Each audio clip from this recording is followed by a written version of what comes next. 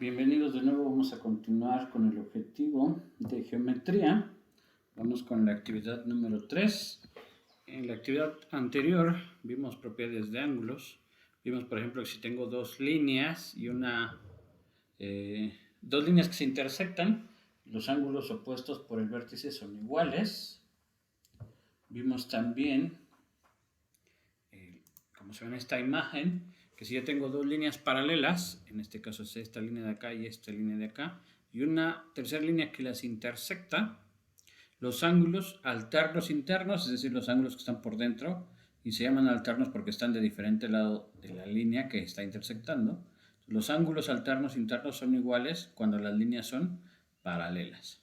Otra vez aquí tengo esta línea y esta línea paralelas, esta las intersecta, entonces este ángulo y el alterno, que es este de acá, son iguales, este ángulo y el alterno, que es este, son iguales. Vamos ahora a continuar viendo más propiedades geométricas. Ahora nos vamos a pasar a una propiedad muy importante que tienen los triángulos. Y bueno, pues para empezar vamos con la definición precisamente de triángulo. Entonces, a la porción del plano limitado por tres rectas que se cortan 2 a 2 se le llama triángulo. Es decir, tengo tres líneas en el plano, esta línea y esta línea, de forma que no se intersectan en el mismo punto. Entonces, a la porción del plano que queda dentro de esas líneas, o sea, a toda esta región que tengo aquí en azul, junto con estas líneas, toda esta es lo que se llama triángulo. Es decir, el triángulo incluye estos puntos que usualmente se llaman vértices del triángulo, estos segmentos que se le conoce como lados del triángulo y toda esta parte de adentro que es lo que llamamos área del triángulo. Entonces, toda esta porción del plano, todo junto, es lo que se llama triángulo. Entonces, donde se intersectan las líneas, como les decía, se les llama vértices y usualmente se denotan con letras mayúsculas. A los segmentos les llamamos lados del triángulo y se denotan así. Por ejemplo, si con A, B y C denoto los vértices, el lado que va del vértice A al vértice B lo denoto así como AB. Esto me denota entonces el lado que va del vértice A al vértice B. BC va a ser el lado que va del vértice B al vértice C. E igual AC es el lado que va del vértice A al vértice C. Y los ángulos internos se denotan así. Ponemos este símbolo, que precisamente es el símbolo que se lee como ángulo, que son dos rayitas así y una curva, ¿no? Precisamente para denotar o simular un ángulo. Y luego ponemos los vértices B, A, C. En este orden quiere decir que el vértice del ángulo va a estar en A. Y fíjense, lo voy a ver en el siguiente dibujo para que se vea bien. Entonces el BAC. Entonces aquí tengo el dibujo, aquí está el ángulo BAC. ¿Por qué se denota así? Porque lo puedo ver así. Empiezo de B, voy a A y luego termino en C. Entonces fíjense, voy de B a C.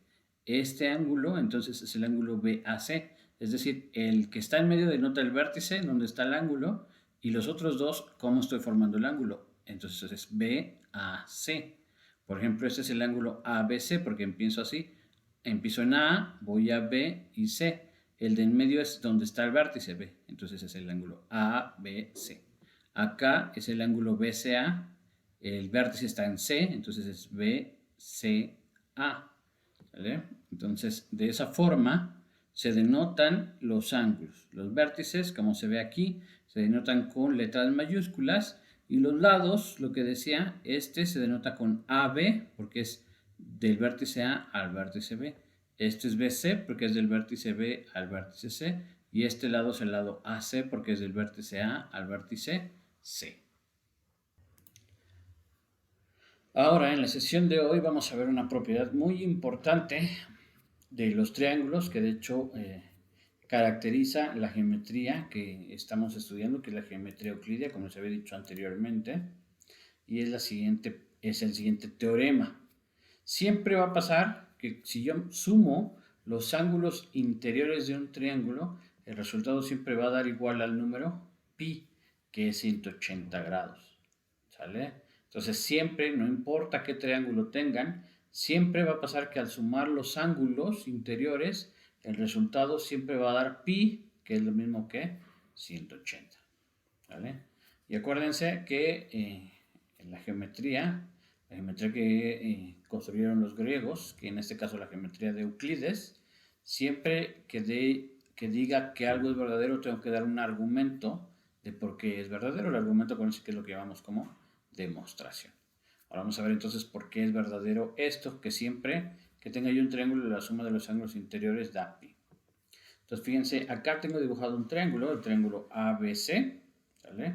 Este es un triángulo cualquiera que dibujé y lo que voy a hacer es lo siguiente, por el vértice A voy a trazar una línea auxiliar, una línea que pase por el vértice A, pero que además sea paralela a este lado, al lado BC, ¿vale? Entonces, otra vez, tengo un triángulo, el que sea, por uno de los vértices, en este caso por el vértice A, trazo una línea que sea paralela al lado que está enfrente del vértice A, en este caso es el lado BC, ¿sale?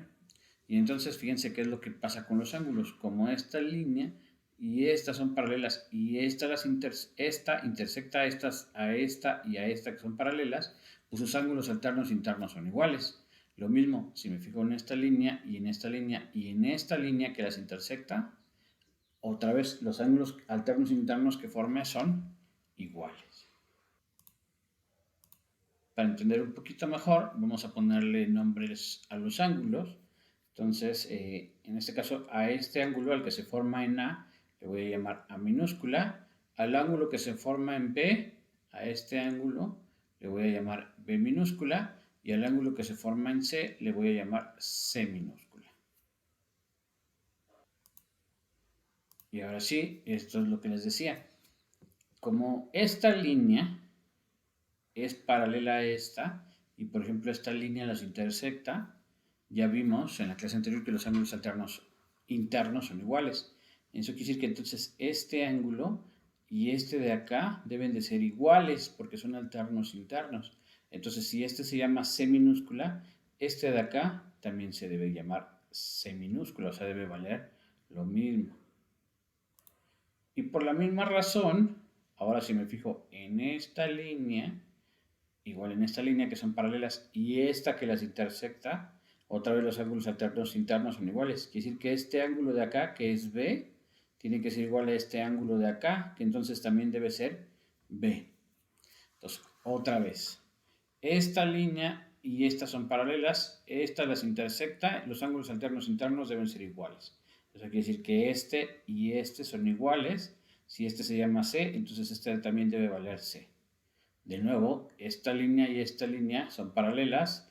Estas las intersectan, los ángulos alternos internos entonces deben ser iguales. Si este se llama B, entonces este también se debe de llamar B.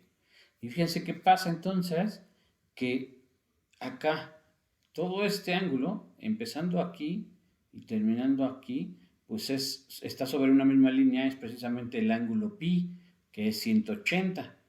Entonces, todo este ángulo mide 180, pero fíjense cómo todo este ángulo es lo mismo que es tomar el ángulo C junto con el ángulo A, junto con el ángulo B. Es decir, todo este ángulo es lo mismo que B más A más C. Es decir, B más A más C es igual a 180, pero B más A más C pues son precisamente los ángulos que están dentro del triángulo. Y entonces concluimos que es verdadero que si tomo los tres ángulos B, A y C y los sumo, A más B más C siempre va a dar pi, que es igual a 180 grados. ¿Sale? Entonces esa propiedad es muy importante. La suma de los ángulos interiores en un triángulo siempre da 180 grados en esta geometría que estamos estudiando, que es la geometría de Euclides. Ahora vamos a ver otro problema, que es cómo construir triángulos. ¿Sale? Ya vimos que entonces un triángulo consta de tres lados, pero entonces surge de forma natural la pregunta, si yo les doy tres números cualesquiera, ¿no? Por ejemplo, si les doy el 10, 20 y 30, ¿podré construir un triángulo con esas longitudes? O si les diera yo los números 3, 10 y 20, podría construir un triángulo con esas longitudes. Vamos a ver entonces qué debe pasar, ¿no? ¿Cómo deben ser los tres números para que pueda yo construir un triángulo con esas longitudes? Y para eso, pues fíjense, vamos a hacer una construcción. Vamos a partir de este ejemplo. Vamos a tomar estas medidas 2, 3 y 4 centímetros y vamos a ver si podemos construir un triángulo con esas longitudes. Para eso, vamos a hacer lo siguiente. Vamos a empezar dibujando uno de los lados. Acá en esta imagen dibujo este lado y que mide precisamente los 4 centímetros. O sea, empezamos construyendo una longitud, la dibujamos. Acá está mi primera longitud y en este caso tomé la medida de 4 centímetros. Ahora voy a tomar la otra medida, que es, voy a tomar la medida de 3 centímetros y voy a tomar un compás. Me voy a parar en uno de los vértices de mi longitud y voy a dibujar una circunferencia con este como centro de radio 3. Si se fijan, acá están las medidas. Este es 1 centímetro, 2 centímetros, 3 centímetros, 4 centímetros, que es mi segmento que dibujé. Acá está el 3, es decir, de aquí a acá abro la apertura del compás hasta 3 y dibujo esta circunferencia. ¿Vale? Y ahora voy a hacer lo mismo, pero parándome aquí y tomándome la otra medida que me falta, que era la de 2 centímetros. Es decir, ahora me paro aquí, ¿no? Aquí otra vez, para que se vea bien en la imagen. Este es 1 centímetro, 2 centímetros, 3 centímetros, 4 centímetros. Acá en 3 centímetros había dibujado una circunferencia. Ahora me paro acá, en el otro vértice de mi segmento, y tomo la medida de 1 centímetro, 2 centímetros y dibujo la circunferencia. ¿Vale? En este caso, como pueden ver en mi dibujo, estas dos circunferencias se intersectan tanto en este punto como en este punto. Pueden ustedes tomar el que quieran, por ejemplo, yo voy a tomar este y voy a trazar las líneas de este punto hacia acá y de este punto hacia acá, como se puede ver ya en este dibujo, ¿no? Entonces empecé con esta línea, tracé esta línea que era de 4 centímetros, tracé esta circunferencia de radio 3, con centro en el primer punto de mi segmento, luego me paré en el otro punto de mi segmento y dibujé la línea de radio 2, perdón, la circunferencia de radio 2, donde se intersectaron, tomo uno de esos puntos, se intersectan en dos puntos en este caso, tomo uno y dibujo uno con líneas. Entonces, este triángulo, fíjense qué características tiene. Este lo empecé dibujando de 4 centímetros. De aquí a acá, como este es un punto de esta circunferencia, pues debe de medir forzosamente 3. Y de aquí a acá, como este es un punto de esta circunferencia, de aquí a acá debe medir 2. Entonces automáticamente este triángulo pues tiene las medidas que yo quería, de 2, 3 y 4. En conclusión, entonces, este triángulo tiene lo que yo quería. La base que mide 4 centímetros, uno de los lados mide 3, ¿no? Pues es el radio de la circunferencia más grande. El otro mide 2, que corresponde al radio de la circunferencia más pequeña. Y esta idea me dice entonces qué debe de pasar para que pueda yo construir un triángulo. Y fíjense, entonces, si yo empiezo dibujando un lado, de aquí para dibujar el otro lado, pues trazo una circunferencia con esa medida, la medida que quiero de lado, y hago lo mismo de acá con la otra medida. ¿Cuándo voy a poder dibujar mi triángulo? Pues cuando estas circunferencias se intersecten. Si esta medida fuera muy pequeña, por ejemplo, estuviera hasta acá y mi circunferencia estuviera así, y esta estuviera igual a la mitad de mi circunferencia, estaría así, estas circunferencias no se intersectarían y entonces no podría formar el triángulo. Es decir, para que se pueda formar el triángulo, tiene que pasar que esta y esta sean más grandes que esta. En general, entonces, si me dan las medidas A, B y C, para poder construir un triángulo con ellas, necesito que la suma de cualesquiera dos de ellas sea mayor que la tercera. ¿Sale? Entonces, otra vez, si me dan tres números, A, B y C, para poder construir un triángulo con esas medidas, necesito que al sumar dos de estas siempre sea mayor que la tercera. En el caso, por ejemplo, que acabamos de hacer, me dieron las medidas 2, 3 y 4. Y fíjense qué pasa si yo sumo 2. Por ejemplo, si sumo 2 más 3, aquí me equivoqué, perdón, pues da 5, que da mayor que 4. Si sumo 3 y 4, 3 más 4 da 7, que da mayor que 2. Y la otra opción es 2 y 4, que me da 6 y ese me da mayor que 3. Es decir, acá si sumo 2, los que yo quiera, siempre dan más grandes que el tercero. Por eso se puede construir un triángulo de lados 2, 3 y 4. Vamos a ver ahora algunos ejemplos de cómo encontrar los valores de ángulos dentro de un triángulo. Por ejemplo, me dan este triángulo de acá. Aquí me dicen que este ángulo mide 39 grados, este ángulo mide 41 grados y me dicen que encuentre el ángulo que me falta, que es X, ¿no? ¿Cómo calculo X? Pues ya sé que es verdadero que si yo sumo este con este con este, siempre me debe dar 180 y entonces puedo plantear una ecuación, ¿no? Puedo plantear la ecuación de que 39 más 41 más X es igual a 180, que es lo que escribo acá, y pues resuelvo esta ecuación, lo cual ya sabemos hacer, y entonces encuentro el valor de X. Primero pues sumamos 39 y 41 que me da 80, entonces esta ecuación ya simplificada me queda como 80 más X igual a 180. Y aquí uso inverso aditivo de 80, que es menos 80. Entonces este pasa de este lado restando. Y me queda que X es igual a 180 menos 80, que es 100. Es decir, el ángulo que me falta aquí mide 100 grados. Otro ejemplo, me dicen que en esta configuración encuentre los ángulos faltantes. Como ven, aquí tengo un triángulo. Este no me dicen cuánto vale, le llaman X. Este ángulo no me dicen cuánto vale, le llaman Y. Y este ángulo no me dicen cuánto. Este sí me da, perdón, este mide 42 grados.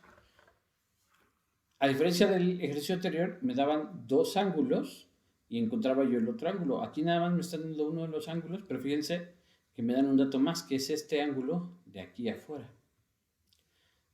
Ahora, lo que yo sé es que los ángulos internos de un triángulo siempre dan 180. Quiere decir entonces que X más Y más 42 va a ser igual a 180, que lo escribo acá y ya tengo una ecuación. El problema es que esta ecuación no la puedo resolver porque tiene dos incógnitas y nosotros solamente sabemos resolver ecuaciones con una sola incógnita. Entonces necesitamos expresar esto de una forma diferente en donde solamente aparezca una incógnita, pero para eso podemos usar este dato extra. Fíjense, este ángulo de acá mide 145 grados, pero como sabemos la abertura completa siempre mide 180. Entonces si este es 145, este de acá junto con este me tiene que dar 180.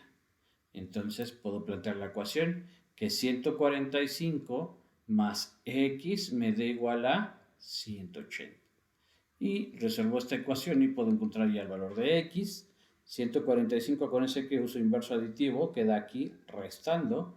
Entonces me queda que X es igual a 180 menos 145 que me da 35. Y entonces este ya sé cuánto vale, vale 35. Y entonces ahora sí, hago lo mismo que en el ejemplo anterior. Este 35 más Y más 42 tiene que ser igual a 180. Y ya planteo mi ecuación, 35 más Y más 42 es igual a 180. Y esta ecuación, pues ahora sí ya la podemos resolver porque solamente tiene una incógnita que es el número Y. Primero simplificamos, 35 más 42 me da 77. Entonces me queda la ecuación Y más 77 igual a 180. Y aquí usamos inverso aditivo. Este va a quedar de este lado restando y entonces me queda que Y es igual a 180 menos 77. Y hacen la resta, esto me da igual a 103. Y entonces ya encuentro el valor de Y. Muy bien, para finalizar entonces tienen que resolver estos dos ejercicios. Me dan dos configuraciones. Esta línea es paralela a esta.